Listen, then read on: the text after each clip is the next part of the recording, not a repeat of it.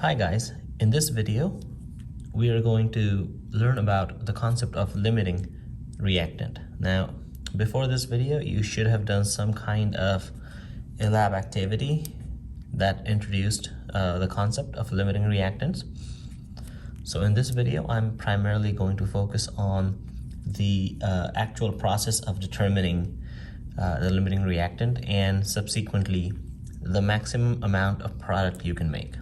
Okay, so let us start off with this chemical reaction in which methane, which is CH4, reacts with oxygen gas, which is O2, to give carbon dioxide and water. Now one thing that is clear is that this reaction is not balanced because you have 4 hydrogens on the left side and only 2 on the right side. So I will go ahead and put a 2 in order to balance, and then a 2 over here for oxygen. So now you have 4 O's on the left and you have 4 oxygens on the right as well. And so now we have a balanced equation. As we have learned already, a balanced equation basically tells us the mole ratio of all the chemicals involved in this reaction. Meaning, if you burn 1 mole of methane, you should expect to get 1 mole of carbon dioxide. Now, mole and mole are equivalent. However, a gram to gram is not equivalent, right? We know that because 1 mole of methane does not weigh the same as 1 mole of carbon dioxide. Okay? Now, one thing I will make clear before I start the problem is that in this video I'm going to round molar masses. That is something you should definitely not do. You should definitely look up the chemistry periodic table that that your teacher has assigned and use that to find all of your molar masses. Okay, so let's get started. Let's say, for example, you have 15 grams each of oxygen gas and methane gas, right? And you burn this methane gas. At this point, we don't know how much carbon dioxide will be made, right? That is the unknown in this problem that we need to figure out. In order to figure out what is the most carbon dioxide I will get, we have to figure out which of these two is going to run fastest. Okay, and for that we're gonna have to do a conversion. So we will start with 15 grams of CH4,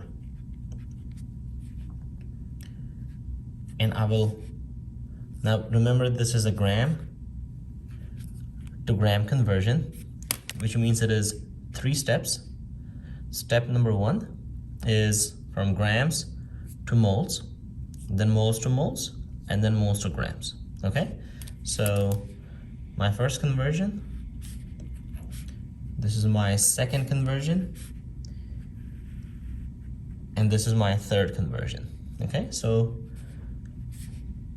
I put grams of CH4 on the bottom because that is the same unit that's on top, so the same unit goes on the bottom, and I convert that to moles of CH4. My second conversion is between moles of CH4 to moles of CO2. My third conversion is between moles of CO2 to grams of CO2. All that's left now is putting the numbers in.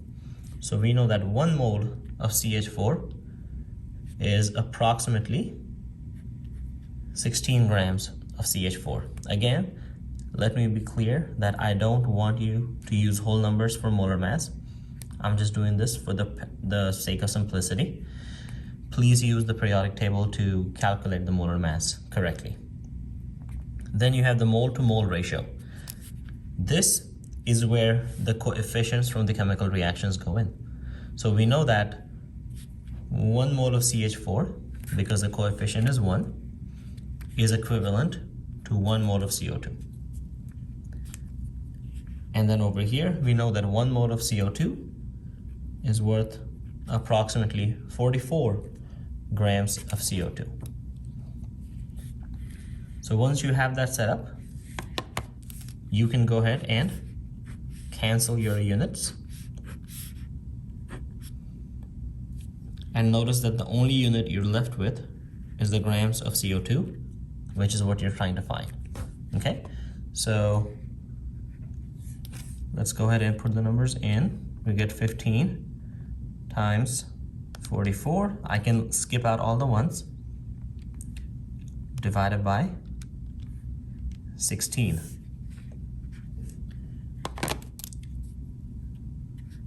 Which gives me 41.25 grams. What does this answer mean? It means that if you start with 15 grams of methane, you will end up with 41.25 grams of carbon dioxide.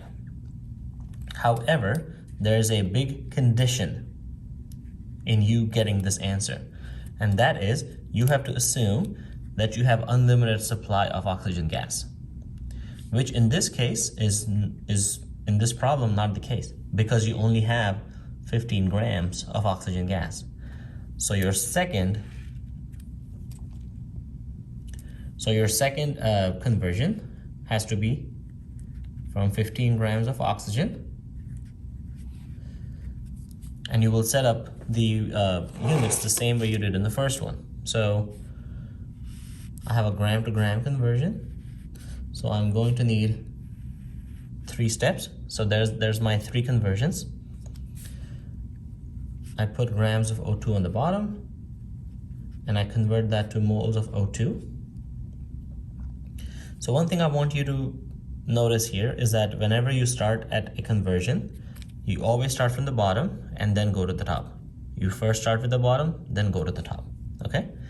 My second conversion is between moles of O2 to moles of CO2. My third conversion is between moles of CO2 to grams of CO2.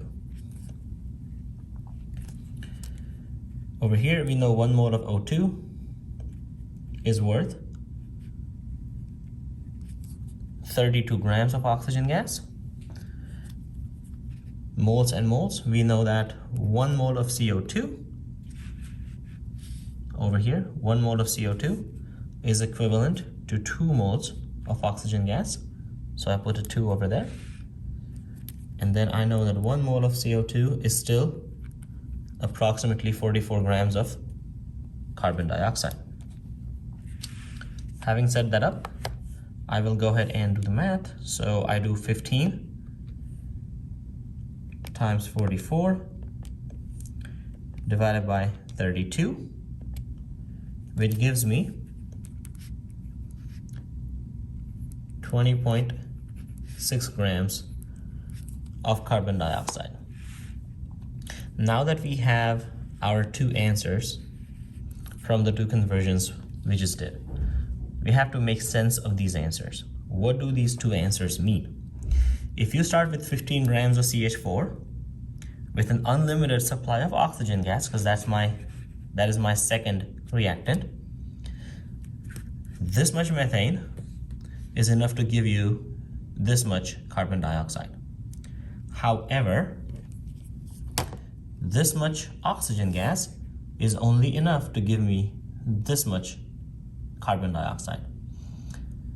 It clearly shows that as soon as 20.6 grams of carbon dioxide is made, oxygen gas will run out, meaning you won't have any more oxygen gas to react with methane, which means that the oxygen gas is your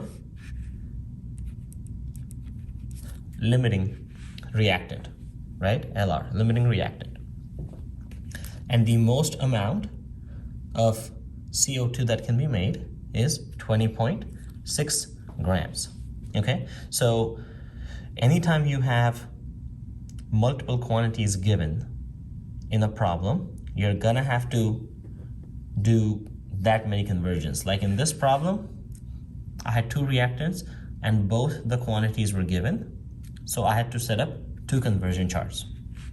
If I had a chemical reaction in which three quantities were given, I would have to set up three conversion charts. Right, so this is the process of limiting reactants. With everything else in chemistry, the best way to get good at this is by constant practice. So please try to do as many problems as you can, and I hope you learned something from this video. Don't forget to like, share, and subscribe.